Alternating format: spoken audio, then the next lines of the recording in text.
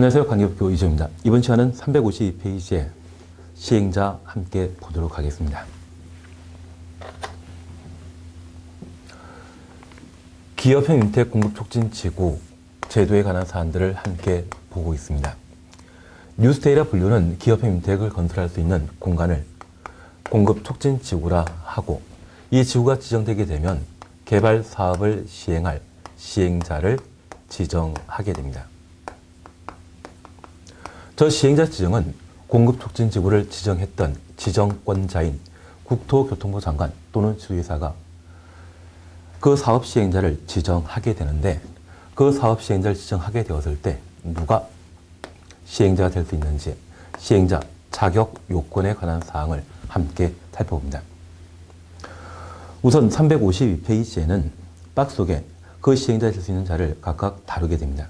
2번 공공주택특별법에 따른 국가기관을 의미합니다. 그리고 1번 촉진지구 안에 국공유지를 제외한 토지의 면적 50% 이상을 소유한 기업형 임대 사업자가 그 사업 시행자로 지정될 수 있습니다. 그래서 기업형 임대 공급촉진지구에는 국가기관이 사업 시행자일 수 있고, 저 국가를 제외한 민간이 그 사업 시행자가 되고자 한다면 촉진지구 안에 토지의 면적 50% 이상을 소유한 기업형 임대사업자가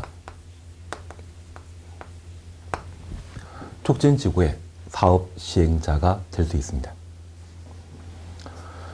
그 사업 시행자는 기업형 임대 공급촉진지구를 개발하기 위한 지구 계획을 수립하고 지정권자에게 승인받아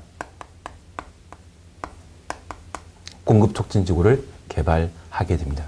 그래서 사업 시행자가 지구 계획을 수립하게 되면 공급촉진지구를 지정했던 지정권자에게 승인받음으로써 지구 계획이 확정되게 되는데, 이 지구 계획에 관한 사안들을 잠깐 확인해 놓습니다. 그러면 앞서 우리가 함께 보신 내용들 중에 기업형 윤택 공급촉진지구를 지정하면 2년 이내 지구 계획을 승인 신청하지 아니하면 촉진지구 해제할 수 있다, 그렇게 봤습니다. 그래서 수립하는 자는 시행자이고, 그리고 승인권자는 지정권자라는 것 확인해 놓습니다. 그래서 353페이지에 이 지구계획 볼 수 있습니다. 그리고 이 지구계획 승인과 관련된 사항 다음 페이지 나오는데, 지정권자가 승인한다는 것 정도만 확인해 놓습니다. 하단부의 통합심의위원회에 대해서는 크게 신경 안 씁니다. 그리고 356페이지에 특례에 관한 사항들을 함께 살펴봅니다. 1번 관계법률에 특례 있는데 그냥 지나가시고요. 대신 개정사항과 관련되어 우리 내용 변경해 놓습니다. 촉진지구 지정을 위하여 국토의 계획 및 이용에 관한 법률에 도시, 군계획, 기본계획의 변경이 필요한 경우 시도지사는 공청회, 지방의회 의견 청취 등을 동시에 실시하여 90일 이내 변경 여부 결정하여야 한다.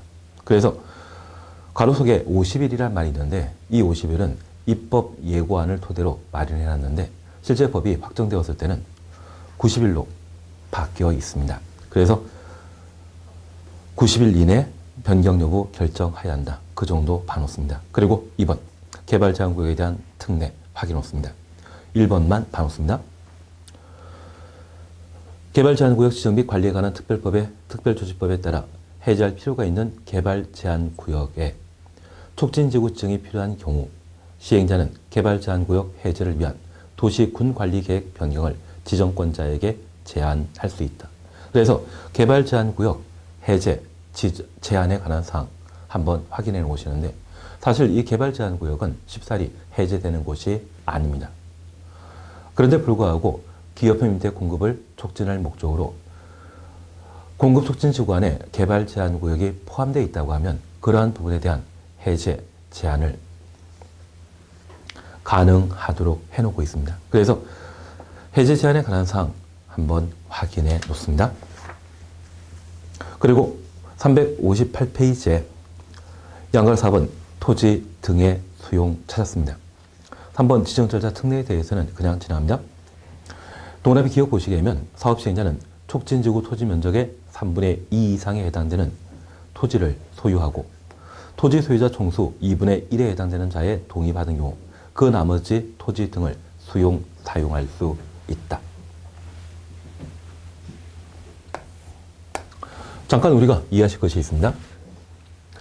기업형 임대택을 개발하기 위해서는 촉진지구가 지정돼야 되고 그 지구에 대한 개발이 이루어져야 됩니다. 그러한 개발 계획을 지구계획이라 하고 이 지구계획은 지정권자의 승인 받음으로써 확정되게 되는데 이후 그 효과와 관련되어 개발 제한 구역의 해제 제한에 관한 사항 잠깐 보셨고 두 번째 바로 토지의 수용입니다. 사실 이 수용은 기본적으로 국가기관이 공익사업을 시행할 목적으로 토지를 강제 수용할 수 있습니다. 그래서 민간이 토지를 강제 수용하고자 한다면 공치법에 의한 공익사업 시행자 지정 받은 때에만 예외적으로 토지를 강제 수용할 수 있고 그런 토지 수용 요건에 있어서도 엄격하게 제한하게 됩니다.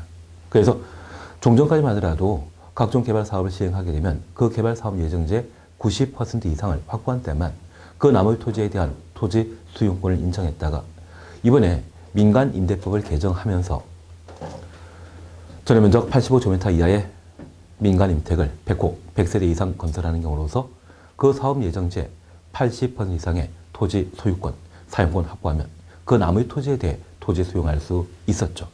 그런데 이 기업형 임대택 공급촉진지구와 관련되어서는 좀 더 완화된 토지 수용 요건을 제시하고 있습니다. 그래서 만약 사업 시행자가 국가기관인 경우라면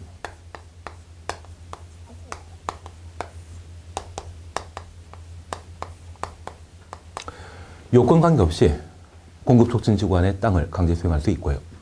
저 국가기관을 제외한 시행자, 바로 기업형 임대사업자를 말합니다.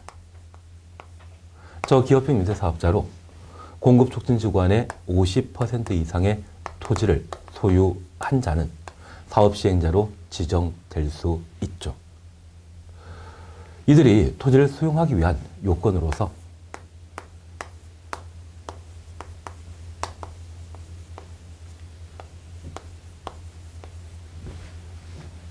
공급촉진지구 안의 토지의 면적 3분의 2 이상을 소유하고 토지 소유자 총수의 2분의 1 이상의 동의를 얻게 되면 그 나머지 토지에 대해 3분의 1 이하의 토지에 대해 수용할 수 있다는 이야기입니다. 그러면 이러한 토지 수용 요건과 관련되어서는 기업형 임대택 공급촉진지구와 관련된 아주 큰 특례에 해당됩니다. 그래서 기업형 임대사업자가 공급촉진지구 안에 토지를 수용할 수 있는 요건, 면적 3분의 2 이상의 토지를 소유하고 토지 소유자 총수의 2분의 1 이상에 해당되는 자의 동의 얻으면 3분의 1 이하의 토지에 대해 강제 수용할 수 있다. 확인해 놓습니다. 그리고 단서에 다음 각호에 해당하는 자가 시행자인 경우는 본문 요건을 적용하지 않고 수용할 수 있다. 1. 국가 지방자치단체 2. 주택공사 3. 지방공사 확인되시죠? 그래서 국가기관이 공급촉진지구의 사업 시행자인 경우는 이러한 요건 없이도 토지를 수용할 수 있습니다. 국가기관이기 때문에 당연한 것으로 이해할 수 있습니다. 하지만 민간인 기업임대사업자가 공급촉진지구 안에 토지를 수용하고자 한다면 촉진지구 안에 면적 3분의 2, 토지 소유자 총수의 2분의 1 이상의 동의 얻어 3분의 1 이하의 토지를 강제 수용할 수 있다. 아주 큰 특례에 해당되기 때문에 꼭 한번 확인해 놓습니다. 그리고 예문입니다. 촉진지구를 지정하여 고시한 때 촉진지구 지정 고시 동그라미 놓습니다. 공치법에 따른 사업인정 고시 있는 것으로 본다. 그래서 기업형 임대 공급촉진지구를 지정하게 되면 그때 공급촉진지구 안에 토지를 강제 수용할 수 있다는 점 확인해 놓습니다. 그래서 토지 수용과 관련된 특례 저렇게 살펴봤습니다. 그리고 5번에 대해서는 그냥 지나갑니다. 그리고 한 장 넘기시면 국유재산법에 대한 특례 그냥 지나가시고요. 그리고 361페이지에 용지 확보에 관한 사항 함께 봐놓습니다. 1번은 종전부동산의 활용계획 변경, 그리고 2번은 준공된 사업지구의 미매각 용지의 활용. 그래서 이와 관련되어 줄만 쳐놓습니다. 국가 지방자치단체, 공공기관, 지방공사가 조성한 토지가 준공 후에도 매각되지 아니한 경우 지정권자는 해당 토지 전부 또는 일부를 촉진지구로 지정할 수 있다. 그래서 국가기관이 각종 택지개발 사업을 통해 토지를 조성했는데 이러한 토지가 분양이 제대로 이루어지지 않는다면 이곳에 기업형 임대를 건설할 수 있도록 촉진지구로 지정할 수 있다는 이야기입니다. 특례에 관한 사항으로 한번 확인해 놓습니다. 그리고 3번입니다. 조성토지 공급입니다. 기업 줄만 쳐놓습니다. 사업시행자는 촉진지구 조성사업으로 조성한 토지를 지구계획이 정한 바에 따라 공급하여야 한다. 가로 속에 시행자 직접 사용하는 토지를 제외한다. 그러면 저 사업시행자가 기업형 임대사업자라고 하면 기업형 임대택 건설할 수 있죠. 그렇게 사용하는 토지에 대해서는 자기가 마음대로 사용하도록 되어 있고요. 그 밖의 토지에 대해서는 조성토지 공급계획에 따라 활용하도록 되어 있습니다. 그래서 우리 개정자료 보시게 되면 1번 주택건설용지로 사용할 수 있는데 가 민간 임대택 건설용지, 나 공공주택건설용지, 다 분양주택건설용지로 사용할 수 있고 2번 기반시설용지, 그리고 3번 판매 업무시설용지, 그리고 4번 급악시설로 사용할 수 있습니다. 그럴 때 조성토지의 공급 방법과 관련되어 다음 페이지 개정자료 확인해 놓습니다. 그래서 조성토지의 공급 방법 기억번 줄만 쳐놓습니다. 시행자가 주택건설용지를 공급하는 경우에는 미리 가격을 정하고 추첨 방법으로 공급해야 한다. 추첨 동원해 놓습니다. 다만 민간 임대택 건설 용지는 공급 대상자의 자격을 제한하거나 공급 조건을 붙여 공급할 수 있다. 그래서 민간 임대택 건설 용지에 대해서는 제한 경쟁 입찰 방법으로 공급할 수 있다는 이야기입니다. 그리고 니은입니다. 시행자는 사회복지시설 용지, 의료시설 용지에 대해서는 공급 대상자 자격을 제한하여 공급할 수 있다. 그래서 사회복지시설 용지라고 하면 주민후생복지를 위해 사용하는 땅을 말합니다. 그러한 부분에 대해서는 공급받는 자의 자격을 제한할 수 있습니다. 그리고 이것입니다. 시행자가 판매, 업무시설 용지, 백화점 등을 만들기 위한 그런 영리 목적으로 사용하는 땅을 말하는데 이러한 경우는 경쟁 입찰 방법으로 공급하도록 되어 있습니다. 그리고 리얼, 수의계약이라는 말 동원해 놓습니다. 공공임대택 건설 용지로 주택사업자에게 공급하는 경우 도로 등으로 일반인에게 공급하는 일반인에게 분양할 수 없는 공공시설 용지 등에 대해서는 수의계약 방법으로 공급하도록 되어 있습니다. 그러면 공급촉진지구가 지정되었을 때 조성되는 토지를 어떤 방법으로 사용하게 되는지 첫 번째 기억하실 것은 사업시행자가 직접 사용하는 경우에는 사업시행자가 직접 조성토지를 사용할 수 있습니다. 그리고 시행자 아닌 자에게 조성토지를 공급하게 되었을 때 주택건설용지로 공급하거나 기반시설 등의 목적으로 공급하거나 그리고 판매 등의 영리 목적으로 사용하는 용지를 공급하게 되었을 때 특별히 영리 목적으로 공급하게 된다고 하면 그 경우에는 경쟁 입찰 방법으로 높은 가격에 매각 처분 가능합니다. 그리고 기반시설로 공급하는 경우에는 도로 등의 용도로 사용하기 때문에 이러한 경우는 이익이 창출되는 것 아니죠. 그래서 이러한 경우는 수의계약으로 공급하는 것을 원칙합니다. 그리고 주택용지로 공급하게 되었을 때 일반 분양 목적의 주택을 건설하는 경우라면 가격을 미리 결정하고 추첨 방식으로 공급한다는 것 기억해 놓습니다. 반면에 민간 임대택을 건설할 용지라고 하면 그러한 경우는 제한 경쟁 입찰 방법으로 조성 토지를 공급하고 영구 임대 등의 공공주택으로 건설하게 된다고 하면, 공공주택 건설 용도로 사용하게 된다고 하면 그때는 수의계약으로 공급하게 됩니다. 그래서 공공주택 용도로 사용하게 된다면 임대아파트 중에 영구 임대주택을 건설하는 경우로서 이러한 때는 큰 이익이 기대될 수 없기 때문에 이때는 수의계약으로 공급하게 됩니다. 그래서 우리가 구분하실 것은 백화점 등의 상업 용도의 목적으로 공급하는 경우라면 경쟁 입찰 방법으로 공급하고, 그리고 기반설이나 또는 공공주택을 건설하여 비영리 목적으로 공급한다면 수의계약, 민간 임대택을 건설할 수 있는 용지로 공급한다면 제한 경쟁, 그리고 분양하는 주택 용지로 공급하게 된다면 추천 방식으로 각각 공급할 수 있다는 것 확인해 놓습니다. 그리고 감독 등에 대해서는 크게 신경 쓰지 않습니다. 그러면 우리 잠깐 구분해 놓겠습니다. 우리가 임대택 건설과 관련된 사항들을 함께 공부하셨고, 특히 기업형 임대택 공급 촉진 지구에 관한 사항들을 살펴봤습니다.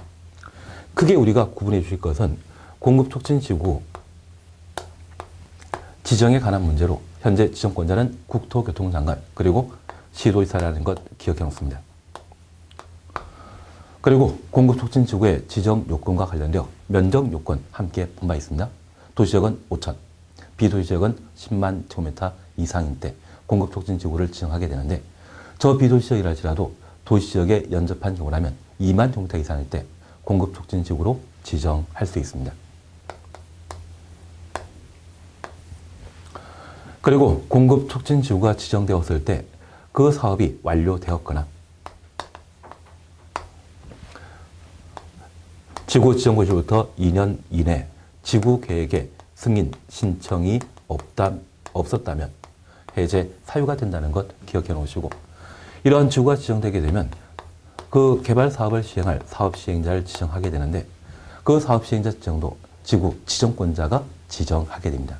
국가기관 지정할 수 있죠. 그리고 기업형 임대 사업자를 지정하게 되면 지구 안의 토지 50% 이상을 소유한 자를 사업 시행자로 지정할 수 있고, 저 시행자는 지구 계획을 수립하고 지정권자에게 승인받아 지구 계획을 확정짓게 됩니다. 그리고 이 지구 계획과 관련되어서는 특별히 개발 계획에 해당된다는 것을 기억해 놓으시고, 우리 기업형 임대 공급 촉진, 기업형 임대의 공급을 촉진할 목적으로 토지 수용 가능하다. 그리고 개발 제한 구역, 그린벨트에 대한 해제 제한 가능하다. 그리고 조성 토지에 대한 공급에 관한 사항, 이 정도를 한번 살펴놓습니다. 최근 개정된 사항이기 때문에 다양한 내용들을 시험에 낼 수 있지만 이 정도만큼은 꼭 한번 확인해 뒀습니다. 그리고 365페이지에 민간 임대택 공급, 임대차 계약 관리 찾아볼 수 있죠. 이쪽은 과거 계속 반복하여 시험 문제가 출제되었던 내용인데 관련된 내용들을 살펴놓습니다. 제일 첫 민간 임대택의 공급입니다. 민간 임대법에 따라 민간 임택을 건설한 임대사업자는 임차인에게 민간 임택을 공급하게 됩니다. 그래서 민간 임택을 공급받는 자는 임차인입니다. 그리고 이 임차인과 관련되어서는 영구 임택 등에 해당되는 공공주택이라면 임차인 자격을 제한하고 있지만 민간 임대택에 있어서는 임차인 자격을 따로 제한하지 않습니다. 그래서 임대사업자 임의로 유주택자이건 무주택자이건 관계없이 임차인으로 선정할 수 있습니다.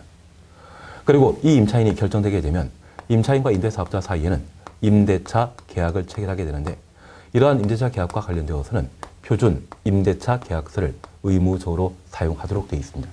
그래서 우리가 민법 공부하시면서 요식행위와 불요식행위에 관한 내용들을 구분하실 때 민법을 적용하게 되는 통상적인 임대차 계약은 불요식행위이지만 근로계약과 관련되어서는 요식행위라 했습니다.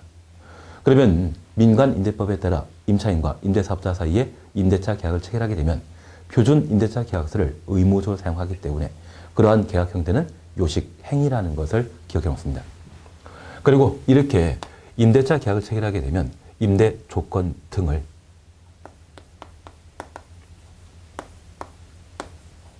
신고하도록 되어 있습니다. 그러면 이와 관련된 사항들을 우리가 함께 살펴보시는데 우선 365페이지에는 임대 의무 기간 및 양도 이에 관한 사항들을 우리가 볼 수 있습니다. 박스 속에 민간임택의 임대 의무기간으로서 기업형 임택의 경우는 8년, 준공임택의 경우는 8년, 단기 임대택의 경우는 임대 의무기간을 4년으로 한다. 종전에 민간이 공급하는 임대택에 있어서는 임대 의무기간을 5년, 10년으로 정해놨던 것을 지금은 8년, 4년으로 조정했습니다. 그래서 최근 개정된 임대 의무 기간에 관한 사안들을 구분하면서 특히 단기, 두 글자라고 하면 임대 의무기간 4년, 기업형, 그리고 준공공용 임대주택의 경우는 임대 의무기간을 8년을 정하고 있다는 것 확인해 놓습니다. 그리고 2번, 민간임택에 대한 양도 제한, 매각 제한에 관한 사항들을 함께 살펴봅니다. 추천했습니다. 임대사업자는 임대사업자 등록일 등의 시점부터 임대 의무 기간 동안 임대택을 계속 임대하여야 하고 그 기간이 지나지 않으면 이를 양도할 수 없다. 박스 속에 1번 민간 건설임택의 경우는 입주 지정 기간 개시일부터 그리고 2번 민간 매임택의 경우는 임대사업자 등록일부터 다만 임대사업자 등록 이후에 임대 개시되는 경우에는 실제 임대 개시일부터 임대 의무 기간을 진행하고 있습니다. 한 장 넘기십니다. 이번 예외에 관한 사항 함께 봐놓으시는데 이 예외에 관한 사항들이 계속 시험 문제 나오더라고요. 꼭 한번 관련된 사항들을 살펴놓습니다. 그러면 첫 번째 우리 살펴줄 게 있는데요. 사실 임대사업자가 임차인에게 임대택 공급하게 되면 양 당사자 사이에는 임대차 계약을 체결하게 되고 그리고 표준 임대차 계약서를 토대로 임대차 계약을 체결하게 되면 그 임대 조건을 신고하도록 되어 있습니다. 그래서 우리 잠깐 369페이지 봐주십시오. 369페이지 보시게 되면 368페이지에 3. 임대차 계약 신고. 바로 이것이 임대조건 신고이거든요. 그 임대조건 신고와 관련되어 박스 속에 1. 임대차 계약 기간 2. 임대료 3. 민간 매임택의 소유권을 취득하기 위해 대출받은 금액 민간 매입 임대택 동원해놓습니다. 그리고 준주택의 경우는 임차인 정보 이 네 가지를 중요한 임대 조건으로 정해놓고 있습니다. 그래서 임대 조건과 관련되어 임대차 계약 기간 그리고 임대료 여기 임대료와 관련되어서는 임대 보증금과 월 임대료를 합친 말을 임대료라 표현하고 있습니다. 그리고 민간 매입 임대택을 구입하기 위한 대출금 그리고 준주택 여기 준택은 민간 임대택을 적용하고 있는 것은 바로 오피스텔입니다. 저 오피스텔과 관련되어 오피스텔에 거주하고 있는 임차인 정보에 관한 사항을 임대 조건으로 시군구청장에게 신고하도록 되어 있는데 특별히 이 두 가지와 관련된 사항이 자주 시험에 출제되게 됩니다. 그 중에 임대차 계약 기간과 맞물려 있는 것이 바로 임대 의무 기간인데요. 우리가 잠깐 이렇게 하나 살펴놓습니다.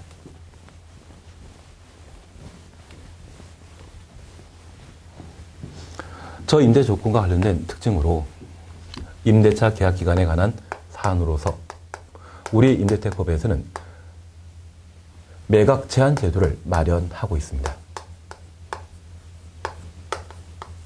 하나 이해하실 게 있습니다. 현재 주택 소유자인 A가 자신이 워낙 부자이기 때문에 주변에 아주 친한 친구 중에 경제적으로 어려움을 겪고 있는 분이 있다면 자기가 소유하고 있는 집을 A-씨에게 자립할 때까지 임대료 한 푼 받지 않고 제공할 수 있죠. 좀 황당한 일이라 생각하시더라도 만약 내가 로또 한 5번 1등 당첨되었다고 하면 그럴 수 있지 않습니까? 그래도 안 된다고 하면 한 번 더 당첨된다면 빌려줄 수 있죠. 그런데 이 A가 무상으로 이용하라고 했는데 저 A가 경제적 사정이 곤란해져서 자기가 소유하고 있는 부동산이 B에게 경매 등의 방법으로 넘어갔다고 하면 저 B는 A에게 방배란 말 할 수 있죠. 사실 이 A와 A 사이에 자립할 때까지 무상으로 이용해라. 그런 이야기는 채권에 해당되는 것으로 등기사항 아닙니다. 부동산과 관련된 소유권이 이전되게 되면 등기소문에 기재해 있는 물건과 관련된 사항은 새로운 소유자가 그대로 승계를 하지만 채권과 관련되어서는 무시할 수 있죠. 방배란 말을 할 수 있을 겁니다. 그래서 임대사업자는 임차인의 안정적인 주거생활을 도모하고자 임대 의무 기간 중에 임대택을 함부로 매각할 수 없습니다. 이러한 매각 제한 규정은 임차인의 안정적인 주거생활을 도모하기 위해 인정한 제도라는 것을 기억해 놓습니다. 다만 이러한 매각 제한과 관련되어 예외 규정을 마련하고 있는데 그 예외에 관한 사안들을 우리가 한번 정리해 놓습니다. 그래서 우리 365페이지에 제2절 임대 의무기간 및 양도, 워낙 시험 문제가 반복 출제이기 때문에 이쪽은 별표 3개에서 꼭 한번 확인해 놓습니다. 그리고 366페이지 함께 살펴봅니다. 1번입니다. 다른 임대사업자에 양도하는 경우 기억입니다. 임대사업자는 임대 의무 기간 동안에도 시군구청장에게 신고한 후 신고 동의를 넣습니다. 민간 임택을 다른 임대사업자에게 양도할 수 있다. 이 경우 양도받은 자는 양도하는 자의 임대사업자의 지위를 포괄적으로 승계하되 포괄적 승계 동의를 넣습니다. 이러한 뜻을 양수조 계약서에 명시하여야 한다. 명시 동의를 넣습니다. 그리고 리문입니다. 임대사업자가 임대 의무 기간이 지난 이후 민간 임택을 양도하는 경우에는 이를 준용한다. 이 준용이란 말은 우리가 민법 공부하시면서 인용한다. 그러한 의미로 기억했죠. 그래서 임대사업자가 임대 의무 기간이 경과되어 민간 임택을 양도하는 경우에는 시군구청장에게 신고하고 매각할 수 있다는 이야기입니다. 다만 양수하는 자가 임대사업자 등록하지 아니한 경우에는 종전 임대사업자의 지위를 승계할 필요 없습니다. 그리고 2번입니다. 계속 임대할 수 없는 경우로서 기억입니다. 임대사업자는 부도, 파산 등의 경제자산 등으로 임대를 계속할 수 없는 경우, 없는 동의를 넣습니다. 임대 의무 기간 중에도 대통령령이 정하는 바에 따라 시군구청장에게 허가 동의를 넣습니다. 임대사업자 아닌 자에게 민간 임대택을 양도할 수 있다. 그러면 잠깐 우리 구분해 놓을 게 있습니다. 임대사업자는 임대 의무기간 중에 임대택을 매각할 수 없는데 저러한 임대택을 임대 의무 기간 중에 매각하는 경우가 있습니다. 그렇게 매각하게 되었을 때 다른 임대사업자에게 임대주택을 공급하는 경우가 있습니다. 만약 이런 경우에는 시군구청장에게 신고하고 임대택을 임대 의무기간 중에 매각 가능한데 이러한 경우 종전 임대사업자의 법적 지위를 승계하며 포괄적 승계라는 말 우리 볼 수 있습니다. 그리고 이 내용을 매매계약서에 양수계약서에 명시하게 되면 저 B가 임대사업자인 때 저 A가 A-에게 8년간 임대택을 이용할 수 있도록 약속했다고 하면 그 약속 자체를 승계한다는 이야기입니다. 만약 이런 경우라고 하면 저 B는 A-에게 방배란 말 안 하죠. 이러한 것들은 임차인의 주거 안정에 기여하기 때문에 시군구청장에게 신고하고 임대 의무기간 중에 매각할 수 있습니다. 그런데 저 임대사업자 아닌 자에게 임대택을 임대 의무기간 중에 매각하는 경우가 있습니다.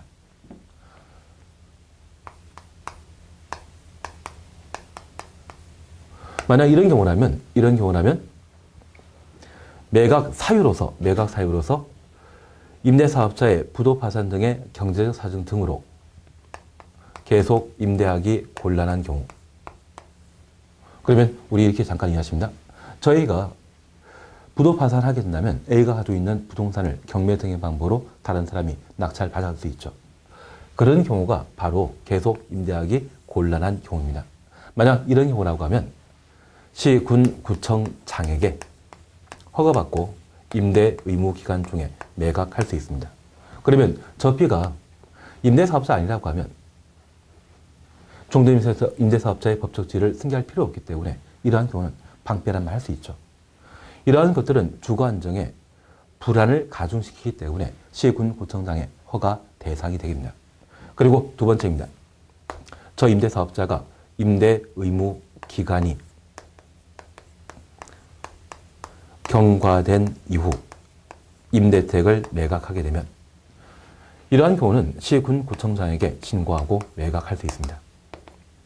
그래서 우리가 구분하실 것은 매각 제한과 관련되어 임대사업자는 임대택을 다른 임대사업자에게 매각하는 때에는 종전 임대사업자의 법적 지위를 승계하기 때문에 방패란 말이 안 나옵니다. 그래서 시, 군, 구청장에 신고하고 매각할 수 있고 임대사업자 아닌 자에게 매각하게 되었을 때 임대 의무 기간 중에 매각하고자 한다면 경제 사정 등으로 계속 임대가 곤란한 때 시, 군, 구청장에게 허가받아 매각할 수 있고 만약 임대 의무관이 경과된 이후 매각하게 되면 이때는 임대사업자의 책임 다 끝난 상태이죠.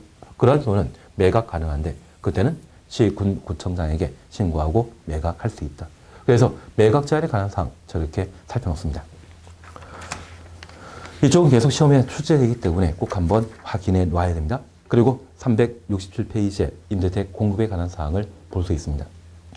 양가 1번 임대료에 관한 사항 찾을 수 있습니다. 줄만 쳐놓습니다. 민간 임대택의 최초 임대료, 가로 속에 임대보증금과 월임대료 포함한다. 임대사업자가 결정하게 됩니다. 그리고 2번 임대료 증액과 관련된 사항 그냥 봐놓습니다. 그리고 단서에 상호전환과 관련된 사항 그냥 한번 확인만 해놓습니다. 2번 임대차 계약 찾으셨죠? 특별히 임대사업자가 민간 임택에 대한 임대차 계약을 체결하고자 한다면 국토교통부령이 정하고 있는 표준 임대차 계약서를 사용해야 합니다. 표준 임대차 계약서 동일해놓습니다. 만약 적으라면 적어줘야 됩니다.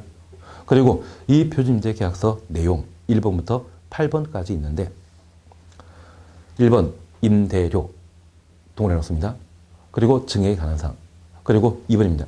임대차 계약 기간 동일해놓습니다. 그리고 3번 임대보증금 보증에 관한 사항 4번 민간임택의 선순위 담보권 등의 권리관계에 관한 사항 5번 권리 의무에 관한 사항 6번 수선유지 보수에 관한 사항 7번 임대 의무 기간 중 남아있는 기간 그리고 우리 한 장 넘기시면 임대차 계약 신고 찾았습니다. 그래서 369페이지에는 시군 구청장 신고할 임대 조건에 관한 사항으로 1번부터 4번까지 있습니다. 그러면 매번 시험에 내게 되면 아주 단순한 문제로 표준 임대차 계약서 내용과 임대 조건 내용을 각각 비교하도록 시험에 내게 되는데 특별히 임대차 계약 기간에 관한 사항과 임대료에 관한 사항은 표준 임대차 계약서 내용인 동시에 임대 조건입니다. 그러면 이 네 가지 사항을 제외하고 엉뚱한 이야기를 쓰게 된다면 걔는 표준 임대차 계약서 내용이지 임대 조건 아니죠. 그래서 임대차 계약 기간, 임대료, 민간 내임택을 구입하기 위한 대출금, 그리고 준주택과 관련된 임차인 정보 이 네 가지 사항은 임대 조건입니다. 그리고 저 매입 임대택을 구입하기 위한 대출금과 준주택의 임차인 정보는 임대 조건이지 표준 임대차 계약서 내용 아니거든요. 그래서 표준 임대 계약서 내용 아닌 것 찾으라고 하면 대출금과 준주택과 관련된 임차인 정보 반면에 임대 조건 내용 아닌 것 찾으라고 하면 이 네 가지를 제외한 권리 의무에 관한 사항, 민간 임택에 대한 수선 유지 보수에 관한 사항 이런 이야기 나온다고 하면 그것은 표준 임대차 계약서 내용이지 임대 조건 아닙니다. 그래서 아주 과거의 시험 문제가 다수 빈번하게 출제되었던 것이 표준 임대차 계약서 내용과 임대 조건 내용을 각각 구분하라고 시험에 냈던 적이 있습니다. 한번 확인해 놓습니다. 그리고 368페이지에 양가로 2번 임대차 계약의 해지 찾으셨는데 이쪽은 임대사업자가 임대차 계약을 해제할 수 있는 경우를 각각 열거하고 있습니다. 그래서 임차인이 뭔가 잘못했다고 하면 그러한 때는 임대사업자가 계약 해지할 수 있는데 그와 관련된 사유 한번 확인해 놓습니다. 다만 이쪽은 나중에 문제풀이하면서 우리가 정리하시면 좀 간단하게 해결할 수 있을 겁니다. 그리고 368페이지에 3. 임대차 계약 신고와 관련되어 369페이지를 봐놓습니다. 임대사업자 임차인 사이에 임대차 계약을 체결하게 되면 임대 조건을 시군구청장에게 신고하도록 되어 있습니다. 그 중에 동그라미 2번입니다. 임대차 계약 신고 절차 찾으셨죠? 동그라미 기억 봐놓습니다. 임대 조건 신고하려는 임대사업자는 임대차 계약 체결부터 3개월 이내, 3개월 동그라미 놓습니다. 국토교통부 령이 정하는 표준 임대차 계약서 첨부하여 임대 조건 신고서를 시군구청장에게 제출해야 한다. 그래서 임대차 계약 체결부터 3월 이내 임대 조건을 시군구청장에게 신고하도록 되어 있습니다. 그리고 이것입니다. 이러한 임대 조건을 신고받은 시군구청장은 10일 이내 임대 조건 신고 대장에 적고 임대 조건 신고 증명서를 신고인에게 발급해야 한다. 그래서 계약 체결한 날부터 3월 이내 임대 조건 신고하고 그리고 임대 조건 신고 증명서를 신고받은 날부터 10일 이내 발급하도록 되어 있습니다. 사실 우리 이렇게 잠깐 이해하시는데요. 임대사업자가 민간임택을 임차인이 제공하게 되면 저 임대 조건 신고 필증, 임대 조건 신고 증명서를 발급하던 때만 입주시킬 수 있거든요. 그래서 이 임대 조건 신고는 필수사항인데 계약 체결한다고 해서 그 계약 체결한 날 바로 입주하는 거 아니죠. 그래서 계약금 걸었다고 하면 몇 월 며칠까지 입주하겠다. 그런 계약 약정이 있다고 하면 그 계약 체결한 날부터 3월 이내 하루 뒤에, 일주일 뒤에 신고할 수 있겠죠. 그렇게 신고하게 되면 임대 조건 신고 증명서가 발급된 때만 임차인을 입주시킬 수 있습니다. 그래서 이 임대 조건 신고는 하나의 중요한 절차에 해당되기 때문에 꼭 한번 봐놓으시는데 계약 체결한 날부터 3월 이내 임대 조건 신고하고 신고받은 시군구청장은 10일 이내 임대 조건 신고 증명서 발급해야 한다. 특별히 오피텔과 관련되어 인정되는 특례 사안이 있다고 하면 임차인 정보입니다. 꼭 한번 확인해 놓습니다. 그리고 두 번째입니다. 여기 특징과 관련되어 두 번째 함께 보실 것이 임대보증금 보증입니다. 사실 우리 주변에 임대 아파트에 거주하는 임차인이 임대보증금을 떼이는 경우가 허다합니다. 그런 일을 방지할 목적으로 우리 민간임대법에서는 임대보증금 보증제도를 따로 마련하고 있습니다. 그래서 369페이지입니다. 동네 1번 보증가입 찾으셨죠? 민간건설주택의 임대사업자는 사용금사 받은 날부터 임대 의무기간 동안 임대보증에 대한 보증에 가입해야 한다. 그래서 건설, 임대, 주택 동원해 놓습니다. 그리고 다음 페이지 보시게 되면 양가로 2번 보증 대상 금액이 있습니다. 그리고 옆에 페이지에 양가로 4번 보증수수료의 납부 방법 찾으셨죠? 1번 출마 참았습니다. 임대사업자 임차인이 부담하는 임대보증금 보증수수료는 임대사업자는 75%를, 임차인은 25%를 부담하며 2번입니다. 임대보증금에 대한 보증서 가입 등은 임대사업자가 하며 임대사업자는 임차인이 부담하는 보증수수료를 임대료에 포함하여 징수하되 임대료 납부 고지서에 그 내용을 명시해야 한다. 임대료 동을 넣습니다. 그러면 첫 번째 우리 봐주실 것은 임대보증금 보증 가입 대상은 민간, 건설, 임대주택인 때 임대보증금 보증에 가입하도록 되어 있습니다. 반면 민간 매임택의 경우에는 우리가 주택을 새 얻을 때 임대택을 얻게 된다고 하면 등기부 등본을 열람하면서 내가 임대차 계약을 체결하기 직전에 금융기관으로부터 대출 금액이 등기 등본에 표기되었다고 하면 해당 주택 시세와 그리고 담보 잡힌 근저자 잡혀 있는 금액을 살펴봅니다. 그리고 계약기간 만료했을 때 내가 임대보증금을 돌려받을 수 있는지 파악하고 입주 여부를 결정하시죠.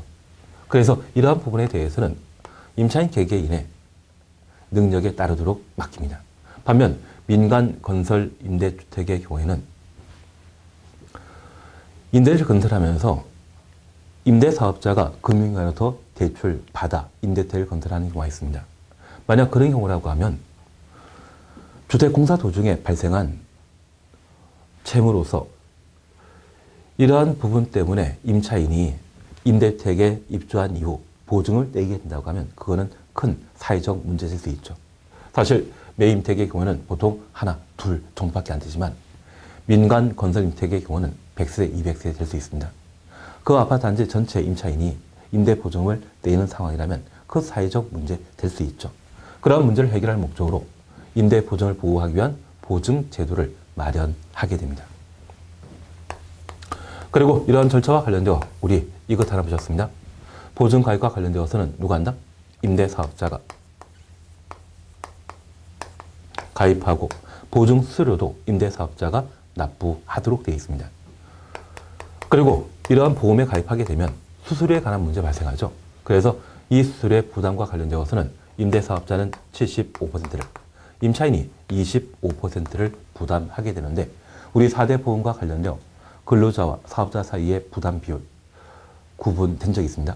5대5 부담하는 것이 일반적이라고 하면 여기 임대주택의 보증금 보호와 관련된 수수료 부담에 대해서는 임대사업자는 75, 임차인은 25%라는 것 확인해 놓습니다. 그리고 이러한 수수료를 임대사업자가 징수하는 방법. 저 임대사업자는 임차인에게 관리비와 임대료라는 것을 각각 징수하게 되는데 저 보증수료에 대해서는 임대료에 포함시킵니다. 관리비와 관련되어서는 법령의 법정사항이거든요. 그래서 이 관리비에 대해서는 임의로 세목을 추가하거나 신설할 수 없습니다. 그래서 이 임대보증금 보증수료에 대해서는 관리비에 반영하는 것이 아니라 어디에? 임대료에 포함시킨다. 만약 관리비에 포함시킨다 이야기 나오면 그 자체가 잘못된 것으로 우리는 봐야 할 겁니다. 그리고 371페이지의 준주택의 용도 제한과 관련되어 1번 용도 제한 줄만 쳐놓습니다. 민간 임대주택으로 등록한 준주택은 주거용 아닌 용도로 사용할 수 없다. 그래서 민간 임대택인 오피스텔, 이 오피스텔에 대해서는 주거용 외 용도, 업무용으로 사용할 수 없다. 그러한 제한 규정을 한번 확인해 뒀습니다. 이번 시간 여기까지 함께 하시고 다음 시간에는 민간 임대주택 관리에 관한 사항들을 함께 보도록 하겠습니다. 수고하셨습니다.